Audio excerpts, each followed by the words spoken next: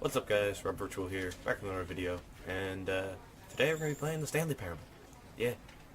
I played the demo of this game, and it was really fun, so I decided to get the full game, and actually this is already very, very different than the demo. Like, this, well, actually the menu for just starters, but this kind of is interesting, how there's like this infinite loop here of like computer screen, computer screen, computer screen. And actually you can see my little recording notification here. I wonder if that's going to show up, because down here it's invisible to the final video, except for me, but you can see it here. I wonder if that's going to show up in the final video. And my bird needs quiet, he's in every video. But let's hop into it. The end is never the end, wait, and the end is wait, what? That's a little creepy. Wait a minute. End is never, the end is never, the end is loading. Okay, that's not creepy at all. That's not ominous or creepy at all. Okay. And this game has slightly long... Oh, never mind, there it goes. I was going to say it had long loading screens, but maybe not. Also, an interesting thing, this game has a setting for you to turn on saving your game, which is a little interesting. This is the story of a man named Stanley. Stanley worked for a company in a big building where he was employee number 427. Employee number 427's job was simple. He sat at his desk in room 427 and he pushed buttons on a keyboard. Orders came to him through a monitor on his desk, telling him what buttons to push, how long to push them, and in what order. This is what employee 427 did every day of every month of every year. And although others might have considered it soul-rending, Stanley relished every moment that the orders came in, as though he had been made exactly for this job. And Stanley was happy. And then one day, something very peculiar happened. Something that would forever change Stanley. Something he would never quite forget. He had been at his desk for nearly an hour when he realized that not one single order had arrived on the monitor for him to follow. No one had showed up to give him instructions, call a meeting, or even say hi.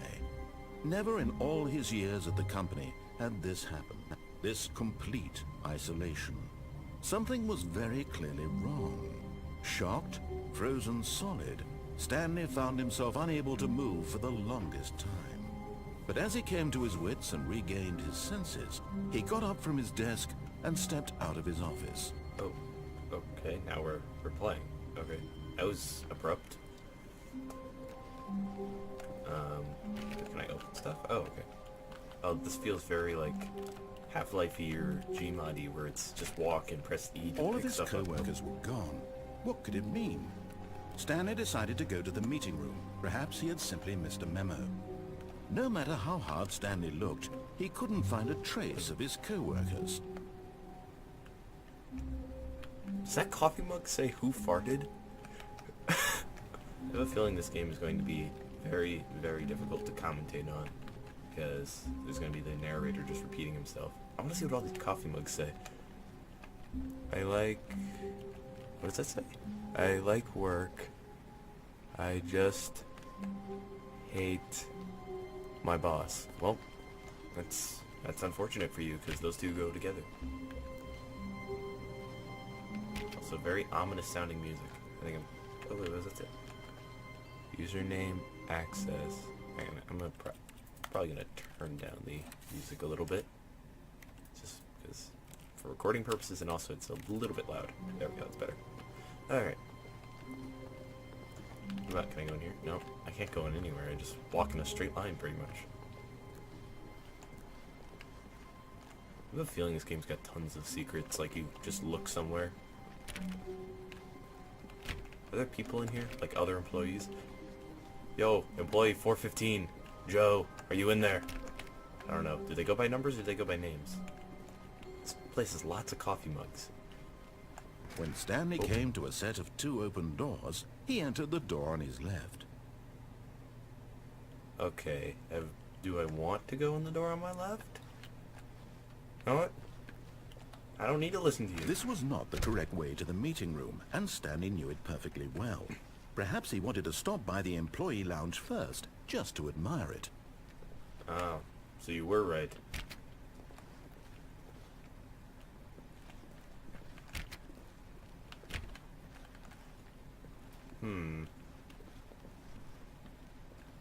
Isn't it a lounge? Oh, there is a lounge. Ah, yes, truly a room worth admiring. It had really been worth the detour after all, just to spend a few moments here in this immaculate, beautifully constructed room. Stanley simply stood here, drinking it all in. Nah, I'm gonna go. Oop.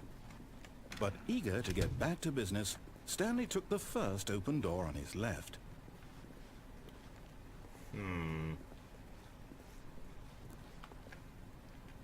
Okay, the last time I didn't listen to you, you were right. But out there, that looks more interesting. Eeny meeny, I'm going more interesting. Stanley was so bad at following directions, it's incredible he wasn't fired years ago.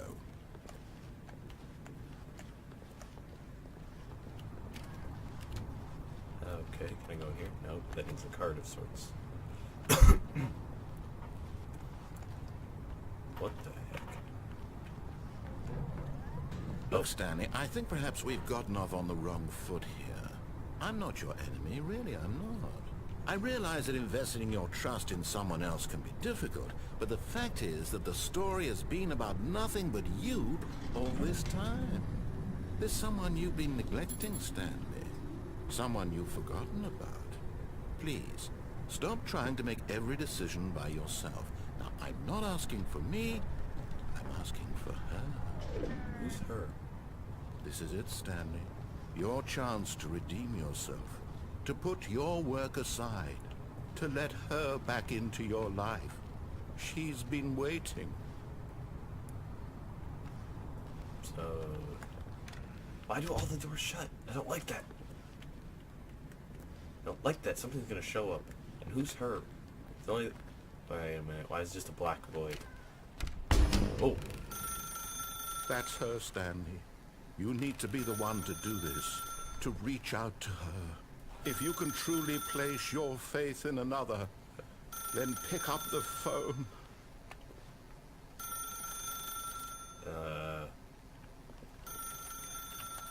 Okay.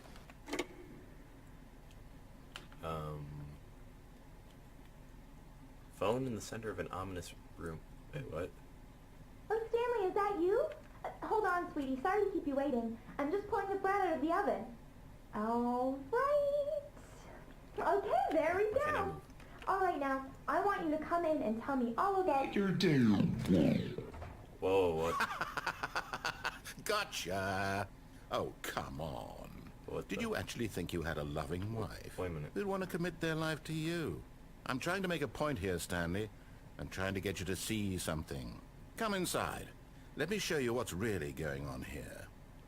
This is getting weirder by the second. This is a very sad story about the death of a man named Stanley. Wait, I'm dead?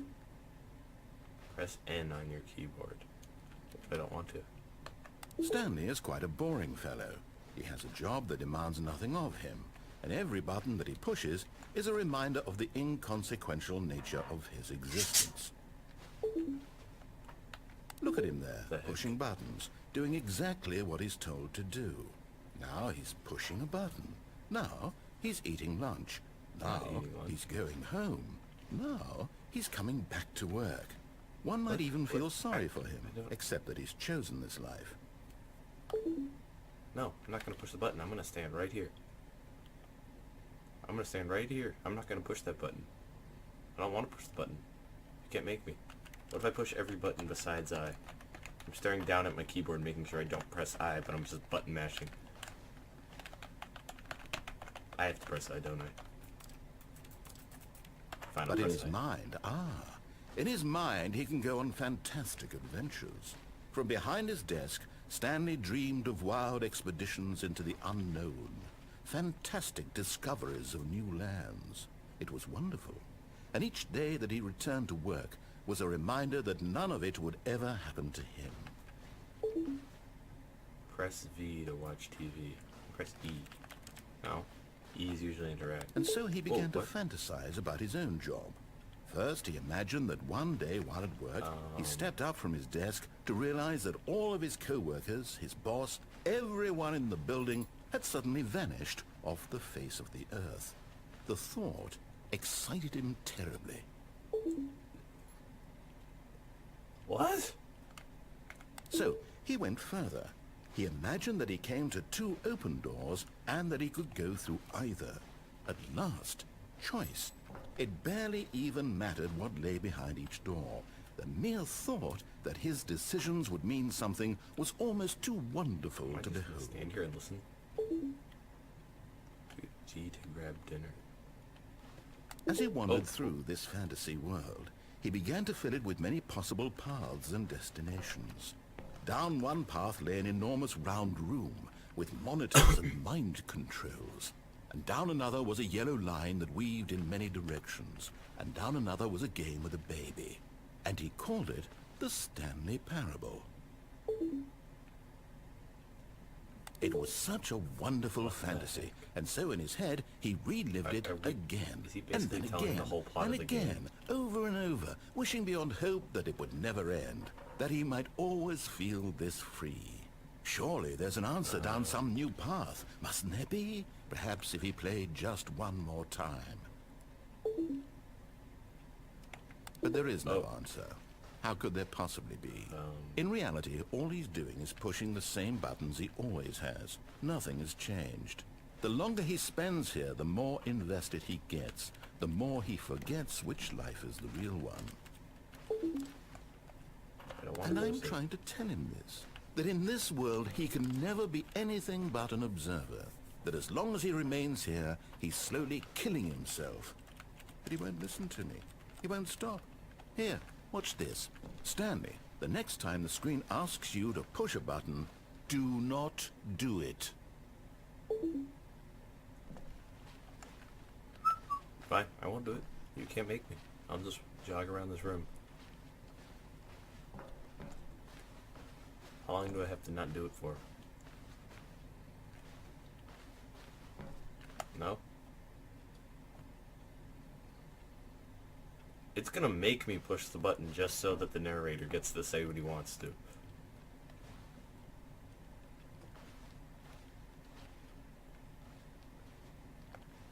It's gonna make me push the button, I just know it. I mean, how long can I wait here for? Let's stare at the clock. I might time-lapse this just to see how long it actually takes, if it actually lets me. Okay, I'm gonna push the button. You see? Can he just not hear me? How can I tell him in a way that he'll understand that every second he remains here, he's electing to kill himself? How can I get him to see what I see? How can I make him look at himself? Oh, I don't agree with that statement. I do not agree with that statement. Seriously, is there something I can do not to push the button?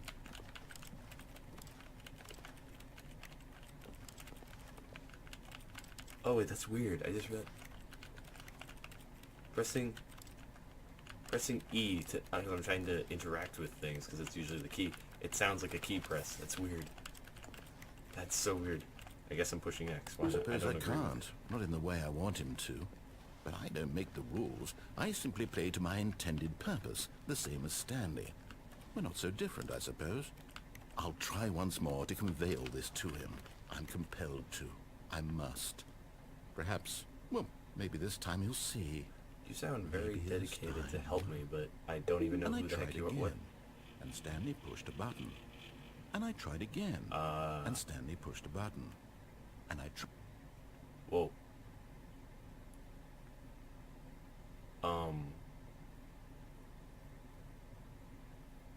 Okay. Wait a minute. All of his co-workers were gone. Whoa, What wait a could minute, it wait a mean? minute, wait a minute. Stanley decided to go to the meeting room. Perhaps he had simply missed a memo. Wait a minute. Something's got to be different. It's not going to make me just replay it, is it? This is gonna When close. Stanley came to a set of 2 open doors, he entered the door on his left. Okay, now the question is, do I listen to him, or do I... Because I bet you if I ignore him, it's going to do the exact same path. Fine, let's listen to him.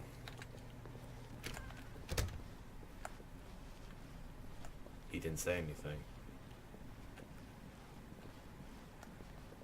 Is this the meeting room? Yet there was not a single person here either.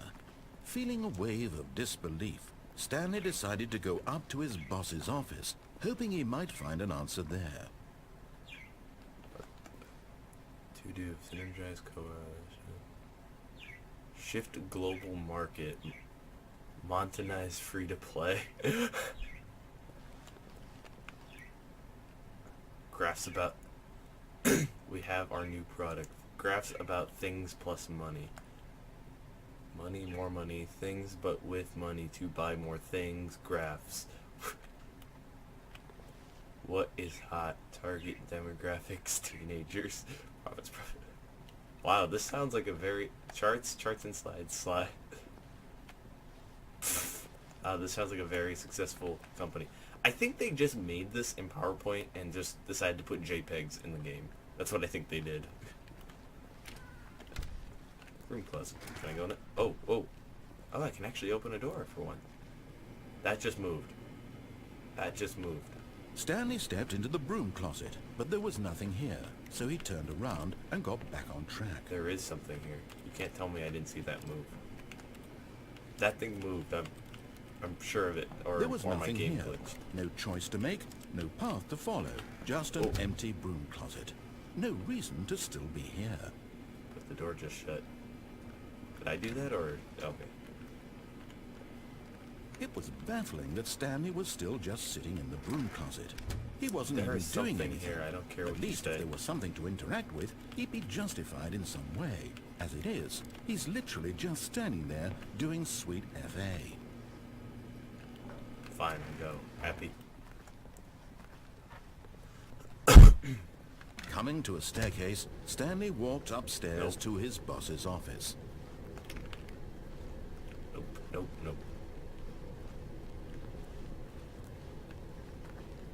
There's an open door down here, so I'm going this way. Deal with it. But Stanley just couldn't do it.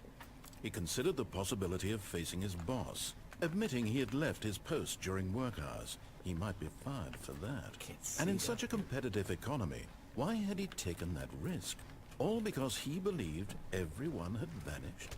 His boss would think he was crazy. And then something occurred to Stanley. Maybe, he thought to himself, maybe I am crazy.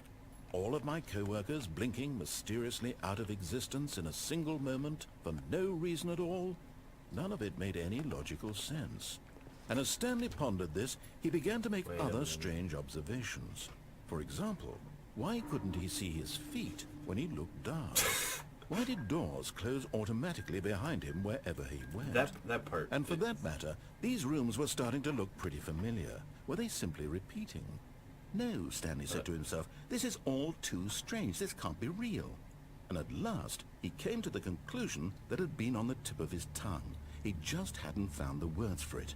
I'm dreaming, he yelled. This is all a dream. Oh, what a relief Stanley felt to have finally found an answer, an explanation. His co-workers weren't actually gone.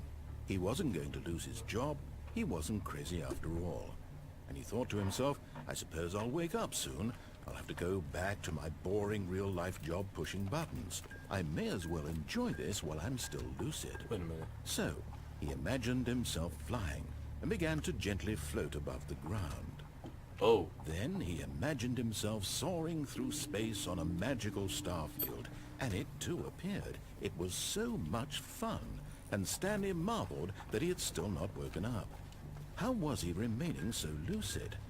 And then perhaps the strangest question of them all entered Stanley's head. One he was amazed he hadn't asked himself sooner.